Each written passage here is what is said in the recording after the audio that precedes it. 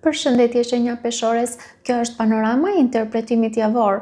Pas lutjes dhe meditimit, kartat i ndafa në 4 sfera jetësore, të cilat janë gjendja juaj, familja, dashuria, puna dhe një prizëm orakull. Në gjendjen tuaj personale kemi kulla, karroca, 4 shkopinjt, 2 monedhat. Kjo javë nis me një tronditje të brendshme ose të jashtme. Kulla nuk pyet, ajo rrëzon atë që nuk është më e qëndrueshme. Mund të jetë një zbulim, një e vërtet, një ndryshim i papritur që ju nxjerr nga zona e rahatisë, por menjëherë pas saj vjen karroca dhe ju nuk qëndroni të rrëzuar, ju merrni kontrollin. Ka një forcë të brendshme që aktivizohet dhe ju shtyn përpara me vendosmëri. 4 shkopinjt tregon se ju kërkoni stabilitet dhe në fakt e arrini një formë sigurie, qoftë edhe përmes ndryshimit. Ndërkohë, 2 monedhat tregon se ju po përpiqeni të balanconi shumë gjëra njëkohësisht. Pra ju po kaloni nga kaosi në kontroll, nga pasiguria në stabilizim, por kjo kërkon fleksibilitet. Ju nuk mund të mbani çdo gjë në të njëjtën kohë pa u lodhur. Kartat këshillojnë se ju duhet të pranoni ndryshimin dhe të mos rezistoni. Përshtatuni, balanconi prioritetet dhe mos u përpiqni të kontrolloni gjithçka në të njëjtën kohë. Kalojmë tek familja.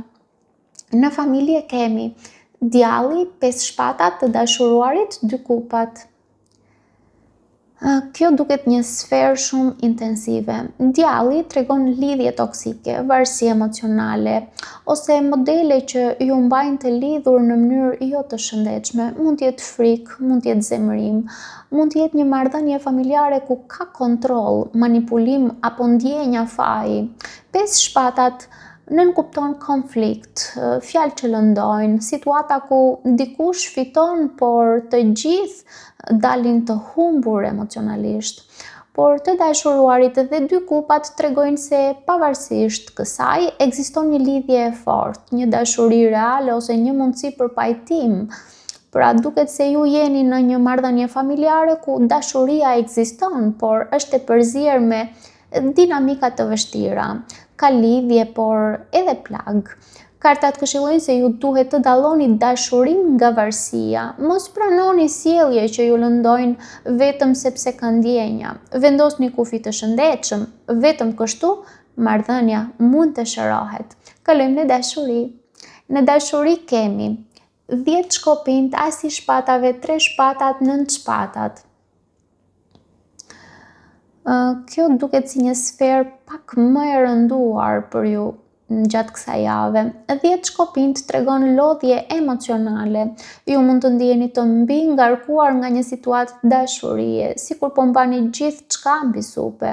Asi i shpatave sjell një të vërtetë, një bisedë të qartë, një zbulim, një moment ku nuk ka më iluzione dhe kjo e vërtet nuk është e lehtë. Sepse 3 shpatat tregon dhimbje, ndarje ose një zhgënjim që mund t'ju prek zemrën dhe 9 shpatat e çon këtë në një nivel psikologjik, ankth, mendime, pagjumësi, pra duket sikur ju jeni në një pikë ku nuk mund të mbani më një situatë që ju lodh. E vërtet apo del në sipërfaqe, edhe pse dhëmb ajo është e nevojshme. Mund të jetë një ndarje, mund të jetë një zhgënjim i fortë ose thjesht një realizim që diçka nuk funksionon më si më parë. Dhe kjo dhimbje nuk është për t'ju shkatërruar, është për t'ju çliruar nga një barrë që e keni mbajtur shumë gjatë. Kartat këshillojnë se ju duhet të përballeni me të vërtetën, pa e zbukuruar. Mos e mbani më një situatë që ju rëndon. Dhimbja e së vërtetës është më e shëndetshme se iluzioni i një dashurie që nuk funksionon. Kalojmë tek puna. Në punë kemi rrota e fatit, magjistari, forca, mbretëresha e shpatave. Kjo duket si një sferë shumë e fortë për ju këtë javë. Rrota e fatit tregon ndryshime të papritura, por që janë në favorin tuaj.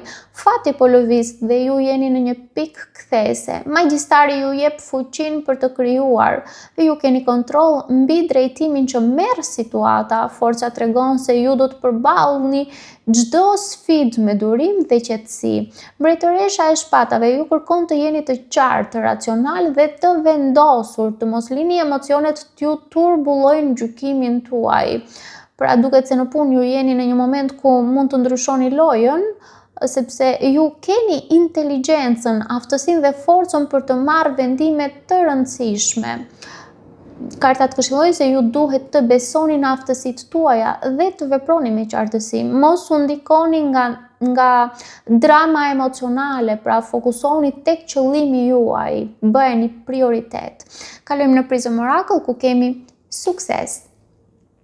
Pavarësisht sfidave, ky është mesazhi juaj përfundimtar. Suksesi është juaj, por ky sukses nuk vjen pa një proces.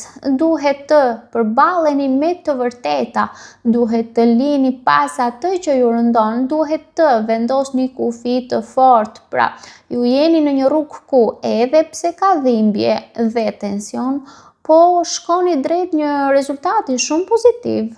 Suksesi juaj nuk është vetëm material, është edhe emocional, edhe shpirtëror. Pra, kartat në përgjithësi këshillojnë se ju duhet të mos dorëzoheni për shkak të vështirësive të momentit, sepse janë kalimtare. Ju duhet të qëndroni të fortë dhe të besoni se gjithçka po ndodh për t'ju çuar në një nivel më të lartë. Pra, duket se kjo është një javë ku ju rrëzoheni për t'u ngritur më të fortë, ju përballeni me të vërtetat të vështira në dashuri, ju vendosni kufi në familje dhe ju shkëlqeni në punë. Dhe në fund të kësaj jave do të jeni më të qartë, më të fortë dhe më afër suksesit që meritoni. Paçim!